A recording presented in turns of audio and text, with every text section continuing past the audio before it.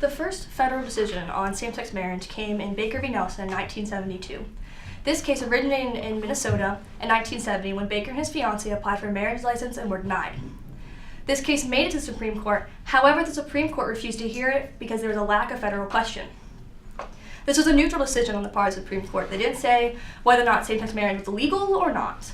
However, lower court judges used this as a definitive negative impact on same-sex marriage for decades. As late as 2011, Baker v. Nelson was used to deny the rights of same-sex couples to get married. This was the only legal decision on same-sex marriage until the 1990s, when Bayer v. Meek started working its way through the Hawaiian judicial system. This case looked as though it was going to legalize same-sex marriage in Hawaii, thus effectively legalizing same-sex marriage across the country because of the full faith and credit clause of the Constitution. However, the country freaked out. Everyone was outraged. No one wanted to legalize same-sex marriage at this time in history. In the 1990s, America was still a very deeply homophobic nation, and people weren't ready for same-sex couples to get married. So, in 1996, President Clinton passed DOMA, the Defense of Marriage Act.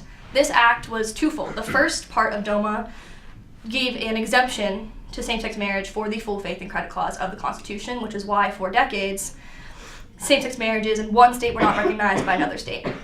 The second prong of DOMA was the federal definition of same-sex marriage, of marriage, which was a union between one woman and one man. This denied same-sex couples the federal benefits of being married, of which there are over 1,000. This stood until 2013. However, it would not have been struck down without this shift in ideologies in the early 2010s. In 2011, the American public finally started to support same-sex marriage as a majority opinion. This is when Americans were ready for same-sex couples to fully enjoy the benefits of being married across the country. Had this not happened, had this ideological shift not occurred, Windsor v. the United States would not have been supported by the Supreme Court. Windsor was married in 2007 to her wife in Canada. They live in New York State, and upon Windsor's wife's passing, Windsor inherited the estate. However, unlike straight couples, she was hit with an estate tax, which was over $350,000. Due to this, she sued because it isn't fair for her to pay a tax that straight couples do not pay. This made the Supreme Court, they ruled 5-4 in her favor. What this case did was it got rid of the second prong of DOMA, the federal definition of marriage. So in states that legalized same-sex marriage prior to this case, those couples were now federally recognized as married couples. What this case did not do was legalize same-sex marriage, nor did it strike down the first part of DOMA, the exemption to the full faith and credit clause of the Constitution. That was Obergefell v. Hodges in 2015.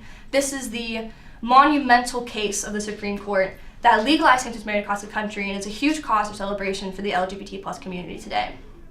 It took over 40 years for this couple to be able to get married, starting from Baker v. Nelson in 1972. It took a struggle, a 40-year-long struggle of fighting ideological battles and trying to convince people that LGBT+ people were allowed to get married the same way straight couples were. If it had not been for the shift in ideologies, gay people would not be able to get married today.